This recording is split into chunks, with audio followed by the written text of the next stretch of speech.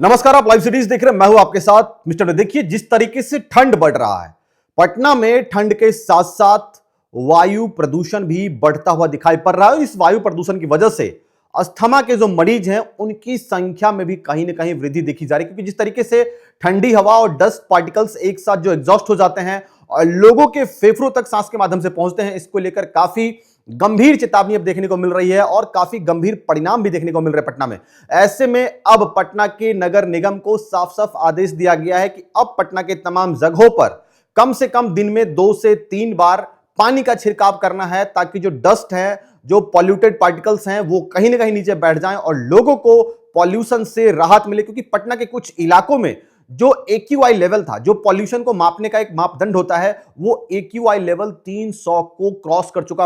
यानी कि पटना की जो हवा थी कुछ जगहों पर वो काफी सीवियर थी। ऐसे में अब पटना नगर निगम को साफ साफ कहा गया है कि आप कम से कम दिन में 3 बार उस इलाकों में पानी का छिड़काव करें जहां पर ये जो पार्टिकल्स हैं, ये जो डस्ट हैं, ये कम से कम वहां पे नीचे बैठ जाएं और लोगों को राहत मिले। ऐसे में अब देखना होगा कि पटना नगर निगम किस तरीके से एक्शन में आती है और पटना को प्रदूषण मुक्त किया जाता है। कि पटना कहीं ना कहीं एक प्रदूषित शहर में पटना की गिनती कभी न कभी होती रही है, क्योंकि पटना का वायु का जो गुणवत्ता है वो बार बार खराब होता है और AQI 300 को क्रॉस कर जाता है। ऐसे में पटना नगर निगम ने अब एक्शन लेना शुरू कर दिया और तमाम जगहों पर पानी का छिड़काव जो है पटना में शुरू हो गया, क्योंकि लगातार जो है डॉक्टर भी कई बार हाई अलर्ट कर चुके हैं कि पटना में जो अस्थमा के मरीज हैं, जो अस्थमा के रोगी हैं, वो उनकी संख्या लगातार बढ़ रही है और सांस लेने में लोगों को दिक्कतें हो रही है। और इस दिक्कत से निपटने के लिए नगर निगम को कहा गया है कि कम से कम आप 3 बार पानी का छिड़काव करें। साथ साथ लोगों को यह भी कहा गया है कि आप जो है ऐसे कुछ भोजन का सेवन करें जिससे कि विटामिन D, A और C को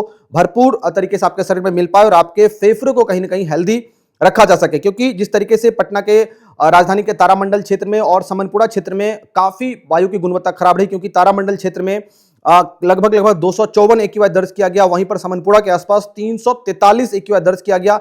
ऐसे में यह साफ संदेश है कि पटना का अब जो शहर है, पटना शहर है, वो अब प्रदूषित शहर हो रहा है।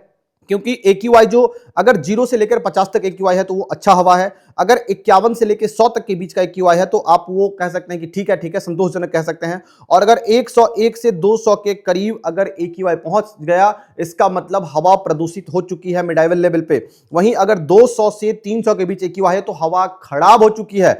लेकिन अगर वही AQI लेवल 300 को क्रॉस कर जाए और 400 पर पहुंच जाए तो हम ये साफ साफ कह सकते हैं कि पटना की हवा पूरी तरीके से प्रदूषित हो चुकी है। और ये 2 इलाकों में देखने को मिला जहां पर 200 को क्रॉस कर चुका था AQI, और कुछ इलाकों में जो समनपुरा का इलाका है वहां पर AQI 300 क्रॉस कर चुका है। ऐसे में पटना के लोगों को कहीं ना कहीं जो प्रदूषित हवा है वो मिलनी शुरू हो गई है। इसको लेकर अब प्रशासन और नगर निगम पूरी तरीके से एक्टिव हो चुकी है कि किस तरीके से पटना के लोगों को, पटना के हवा को प्रदूषण मुक्त किया जाए, लोगों को अच्छी हवा मिले और लोग अच्छी जिंदगी जी पाए।